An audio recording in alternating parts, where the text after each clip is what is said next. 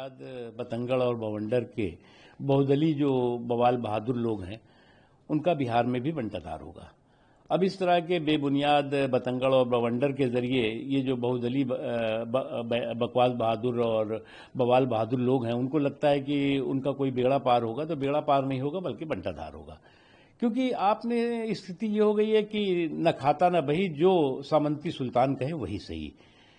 आप जो है वो लोकतंत्र पे सवाल खड़े कर देंगे, लोकतांत्रिक मूल्यों मर्यादाओं पे सवाल खड़े कर देंगे, प्रजातंत्र पे सवाल खड़े कर देंगे, और उन्हें ये पिटे हुए जो परिवार तंत्र के प्राणी हैं वो प्रजातंत्र पर प्रहार करके कोई अपना उद्धार कर पाएंगे, तो ये उनकी गलतफहमी है। क्योंकि आप जो है वो देखिए, जहां तक सवाल है, जीत का अपना एक ग्लैमर होता है लेकिन हार का ग्रेस होता है। कोई भी जीत और हार परमानेंट नहीं होती। आपने जो है वो 6 दशकों तक एक छत्र देश पे राज किया है। कभी किसी ने नहीं कहा कि नेहरू जी से लेके, इंदिरा जी से लेके, राजीव गांधी जी से लेकर या सोनिया जी के समय में भी जो था, जो है वो आप 50%, 55%, 40%, 45% वोट पाते थे। किसी ने नहीं कहा कि आपने वोट का डाका डाल करके आपने सरकार चलाई है, आपकी सरकार जो है वो डाके की सरकार है, चोरी की सरकार है। किसी ने नहीं कहा। सभी ने जो है वो जनादेश का सम्मान किया। आप जो 2014 से लेकर अब तक जनादेश के अपमान करने में जुटे और डटे हुए हैं, और इसीलिए आपको जो है वो जनता जनादेश नहीं दे रही है। जनता इस बात को अच्छी तरह से समझ रही है, देश इस बात को समझ रहा है कि आपकी स्थिति यह है कि या तो परिवार को पावर, नहीं दूसरे के लिए परेशानी का टावर। ये खड़ा करने की आपकी सोच, सनक और साजिश है, उससे कभी आपका फायदा होने वाला नहीं है। राहुल तेजस्वी एक वीडियो वायरल हो रहा है जिसमें पाकिस्तान जिंदाबाद के भी नारे लग रहे हैं। देखो, ऐसा है कि हमने कहा ना कि इस तरह का जो बेहूदगी है, बेबुनियाद बवंडरबाजी है, उसी में ये सब चीजें दिखाई पड़ रही है। ये इस बात का प्रमाण है, इस बात का प्रतीक है कि आप हार की हताशा में चौतरफा तमाशा कर रहे हैं। और जब आप मुद्दों की आपके पास कंगाली हो जाती है, तब आप जो है वो कभी वोट चोरी का शोर मचाएंगे, कभी डाके का शोर मचाएंगे। तो इस तरह से तर्कों की कंगाली में जो है वो कुतर्कों का मवाली बन जाता है। इसीलिए इस गाली गलौज की बातें सुनाई पड़ रही हैं। टैरिफ को लेकर अनाउंसमेंट किया, उसके बाद से भारत में विपक्षी सरकार पे हमलावर है, जबकि सरकार कह रही है कि हम राइट डायरेक्शन में काम करें। देखो, एक बात आप समझो, नरेंद्र मोदी जी ने 2014 के बाद जो आग्रह देश के सामने रखा था सबसे बड़ा, एक तो वोकल फॉर लोकल का, वोकल फॉर लोकल के साथ जो है लोकल टू ग्लोबल होना चाहिए, और उसके साथ आत्मनिर्भर भारत।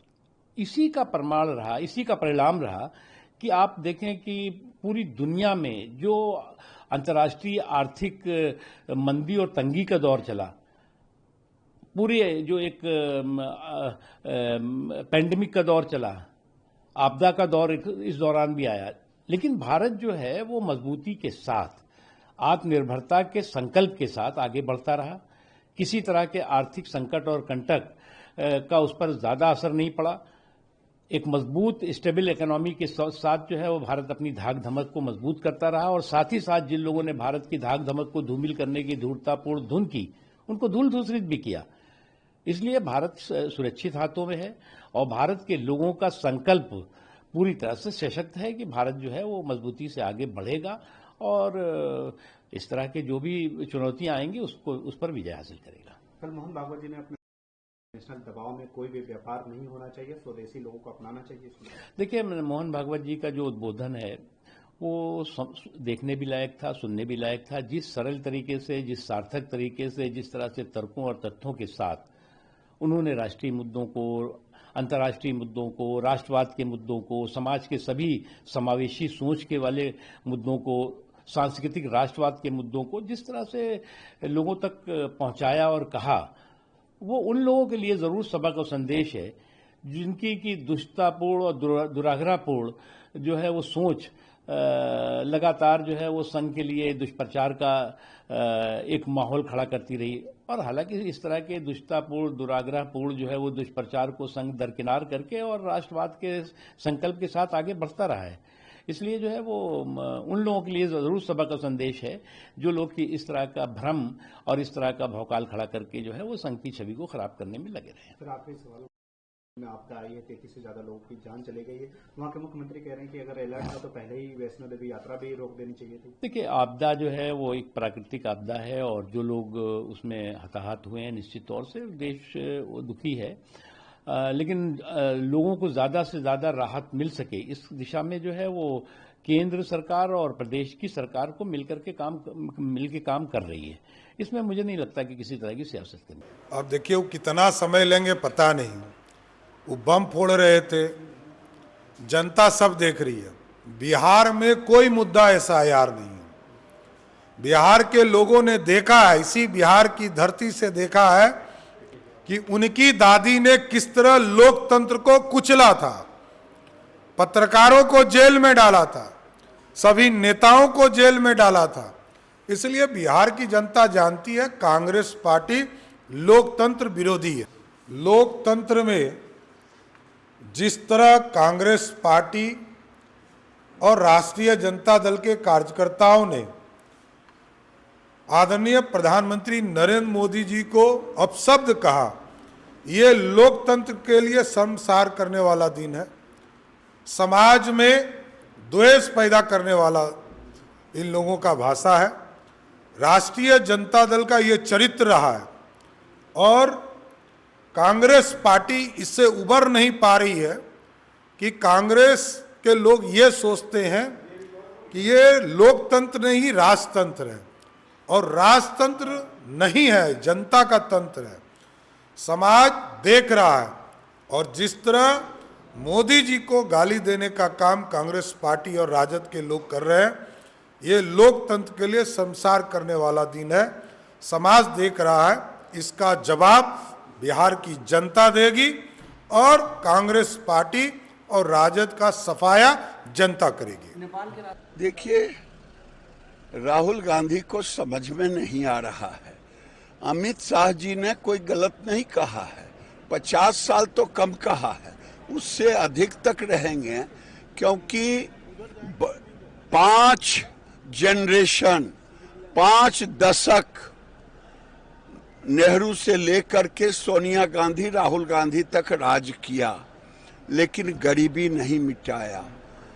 बिजली नहीं था, मोदी जी ने बिजली दिया, 27 करोड़ गरीबों को गरीबी रेखा से ऊपर ले गए। घर दिया, शौचालय दिया, पैखाना दिया, गैस का चूल्हा दिया, खाना दिया, 5 लाख का इलाज दिया। तो गरीब तो नरेंद्र मोदी को प्यार करेगा। ये चिल्लाते रहें, लोगों में भ्रम फैलाते रहें और जनता नरेंद्र मोदी को पूछते रहेगी। देखिए, कांग्रेस पार्टी और तेजस्वी यादव, लालू यादव ये जानबूझ करके स्टालिन और रेवंत रेड्डी को बिहार बुलाए। वो यहाँ बिहार को गाली देने वाला रेवंत रेड्डी, बिहार के डीएनए को गाली देने वाला स्टालिन, हिंदुओं को गाली देने वाला उसका बेटा, हिंदुओं को गाली देने वाला, आज बड़े फक्र के साथ मैं बिहार के लोगों के सामने प्रश्न रखना चाहता हूं कि आप तेजस्वी यादव और राहुल गांधी से पूछें, क्या बिहार को चिढ़ाने के लिए, बिहार के लोगों को चैलेंज करने के लिए बिहार में क्यों लाए हैं? क्या लालू यादव का आधार कम गया? क्या राहुल गांधी का आधार कम गया है? या हिंदुओं को गाली देने के लिए उन्होंने स्टालिन को, बिहार को गाली देने के लिए रेवंत रेड्डी को लाए हैं? लालू यादव, तेजस्वी यादव और राहुल गांधी को माफी मांगना पड़ेगा बिहार के लोगों से, नहीं तो इसका खामियाजा भुगतना पड़ेगा। घूमने गए, आप बताइए 40 लाख रुपया एक जहाज का खर्च करके तमिलनाडु नाश्ता करने के लिए जाएंगे, ऐसे शहंशाह बन जाएंगे और पंजाब पानी से भर पड़ा है, बाढ़ से लोगों की जानें जा रही हैं, लोगों के अरबों रुपए के नुकसान हो गए हैं, पूरा पंजाब उजड़ा पड़ा है और इन लोगों को लूटने के अलावा और कोई काम नहीं है। बड़ा दुख और खेद है कि पंजाब के लोगों ने ऐसा मुख्यमंत्री बना दिया जो नालायक भी है और लूट भी रहा है। देखिए, जब उनको लगा कि बहुत ब्लैक फैश हो गया है तो उन्होंने बोल दिया कुछ खाए पिए में, मैंने अपना हेलीकॉप्टर दे दिया आपको।